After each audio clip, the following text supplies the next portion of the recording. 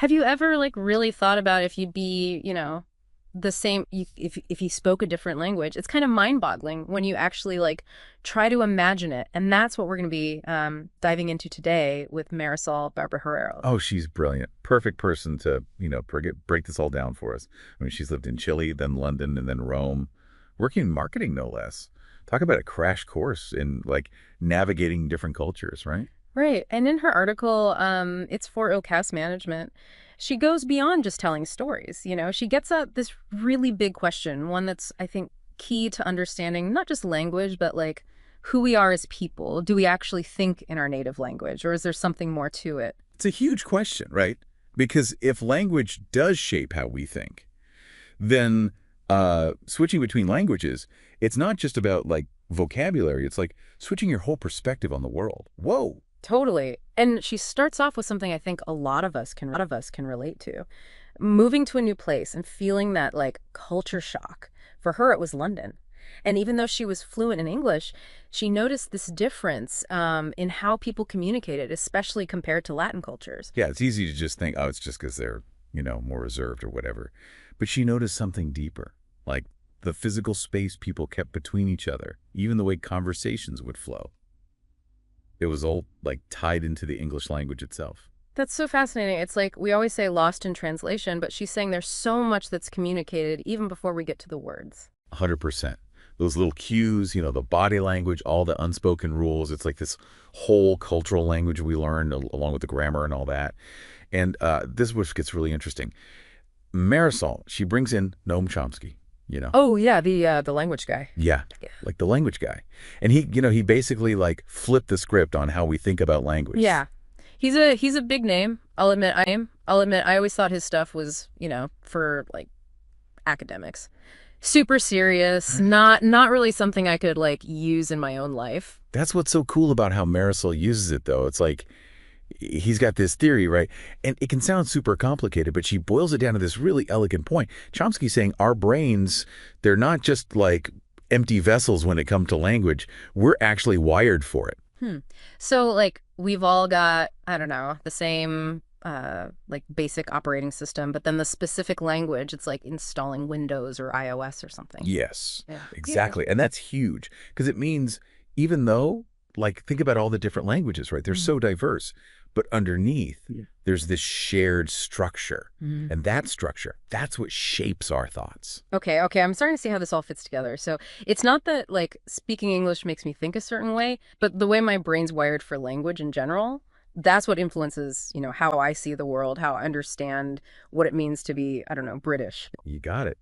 Think about how easy it is for little kids to learn languages. They haven't like fully developed their conscious thought patterns yet, but they soak up grammar, vocabulary, all of it, like sponges, right? Yeah. Chomsky would say that because they're still tapped into that universal grammar, that basic structure we're all born with. That's wild. It's like we don't even realize how much this like innate language ability is shaping our reality from like day one. Exactly. And Marisol, she gives this great example.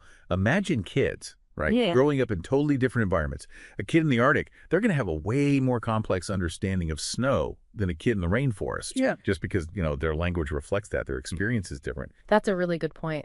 Which, makes you wonder, like, how many times have I missed out on like fully getting something just because, my language doesn't have the words for it. Or maybe it does, and I just. It's a question we should all be asking. Back to Marisol's journey, because she takes this fascinating detour to Naples. This city known for its culture, it's so vibrant, and of course its language. Right. She could have picked anywhere but Naples. Perfect example. It's like stepping into a time capsule, and the language is just as unique as its history. And that's what makes it so compelling.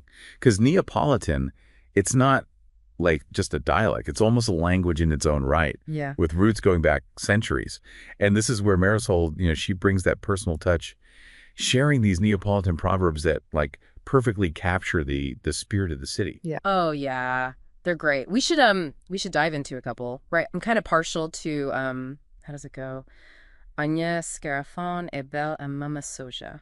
which translates to Every cockroach is beautiful to its mother. I love that one. just so good. It reminds us that beauty and like even meaning itself, they're often in the eye of the beholder, you know? Exactly. It's all about perspective, love, loyalty, all it shaping how we see the world, even if it means finding beauty in the most, you know, unexpected places. It's true. It's like each language, it has these little hidden gems of wisdom, you Huh. know, just waiting for us to like discover them.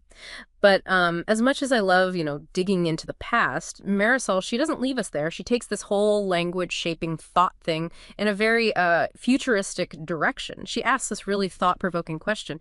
What if AI and machine vision are the new oracles? Like instead of consulting the stars or a crystal ball, we're letting algorithms and computers guide our decisions. It's a natural progression when you think about it. Humans have always looked for guidance, for meaning-making systems outside ourselves. But what makes AI so intriguing and potentially unnerving is its ability to process information on a scale we can barely comprehend. And it's not just processing, right? It's the way it presents that information back to us. We're talking about algorithms curating our news feeds, shaping our online experiences, even translating languages in real time. Machine vision adds another layer to this. Computers are starting to see and interpret the world visually, just like we do. Exactly. And all of this is filtered through language, through the words and images chosen by algorithms. So we're not just receiving raw data, we're getting a carefully constructed interpretation of reality, often tailored to our individual preferences. Which begs the question, are we outsourcing our critical thinking? Are we becoming so reliant on these AI-powered oracles that we lose sight of our own ability to interpret the world around us? It's a slippery slope. And it's not necessarily about AI becoming some evil overlord. It's more subtle, more insidious than that. It's about us relinquishing control, bit by bit, becoming passive consumers of information instead of active participants in shaping our understanding. It reminds me of this book Marisol mentions, Splendori e Miseri delle Intelligenze Artificiali by Francesco Varanini. The author argues that AI isn't some alien intelligence, it's a reflection of us. Our desires, our fears, our anxieties, all encoded into algorithms. That's such a powerful insight. We're so busy debating whether AI will become sentient, whether it will surpass human intelligence, that we overlook the fact that it already reveals profound truths about ourselves. What does it say about us that we've created these systems to make sense of the world for us? It's like we're so overwhelmed by the complexity of it all, the sheer volume of information, that we're almost relieved to have something else shoulder the burden of interpretation. But in doing so, are we sacrificing something essential? That's the question Marisol leaves us with. And it's not an easy one to answer. We've journeyed from the streets of London to the heart of Naples, exploring how language shapes thought, how culture seeps into our very being.